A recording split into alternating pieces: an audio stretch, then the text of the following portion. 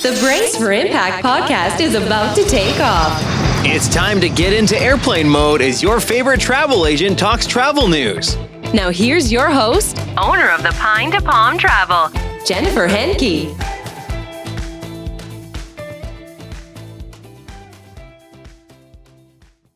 What's up, Pineapple Gang? Happy Tuesday.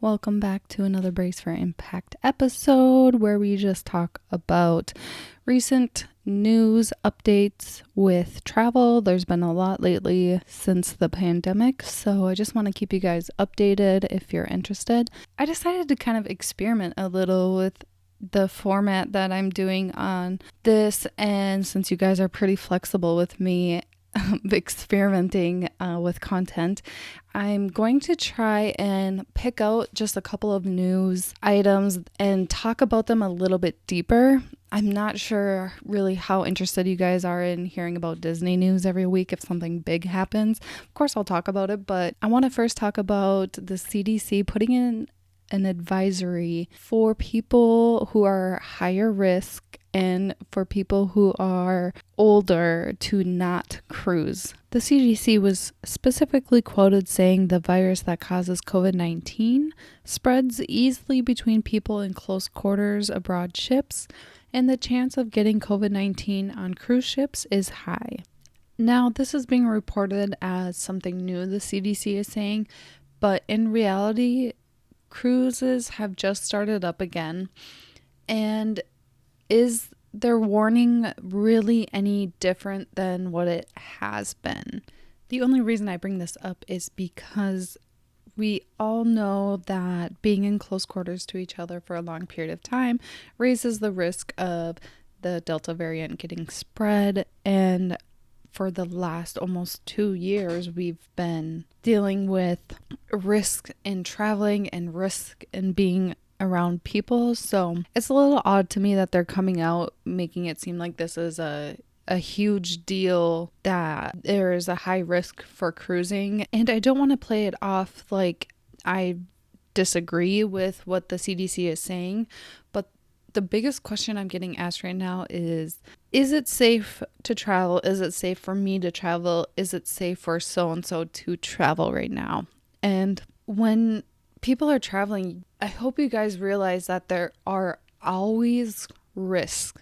There are risks with transportation. There's risk with you being in a brand new environment and not as aware of your surroundings. There's sleep deprivation sometimes involved in traveling. Your immune system is already down. How many of you have gotten colds and the flu right after traveling?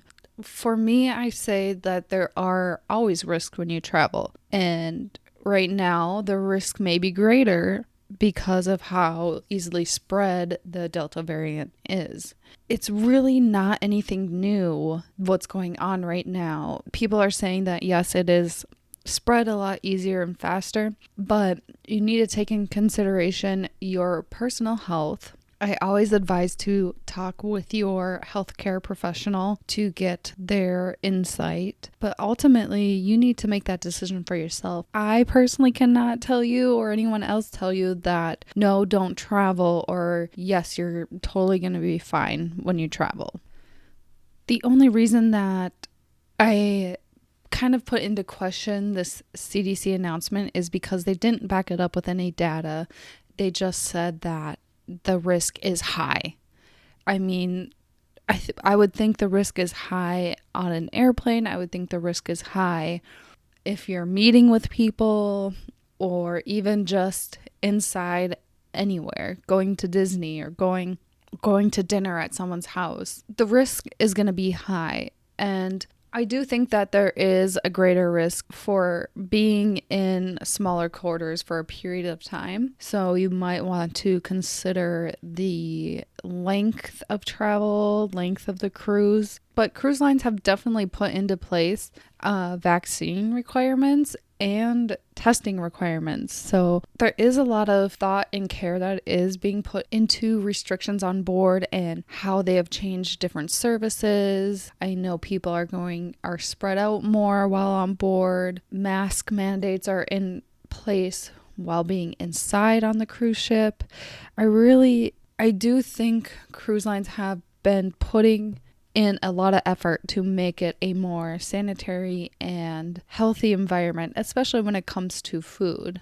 We all know that cruise buffets can get a little questionable with the amount of people going in and out grabbing food, but I know a lot of different things have been put in place, and it's different for each cruise line, but they're trying to make it a much more sanitary experience. I know it sounds kind of weird, but if you've been on a cruise, you know how crazy it can sometimes get. I am actually taking a cruise myself in September, so I am very excited to kind of explore and see what's different, what they are doing, and kind of report back to you guys and let you know how it really was. And hopefully that will help you make your decision whether or not you are going to travel on a cruise ship or continue to wait. Really, in the end, you guys, I just want you guys to know that you are the ones making the decisions right now, unless obviously if the government puts in some kind of ban or whatever.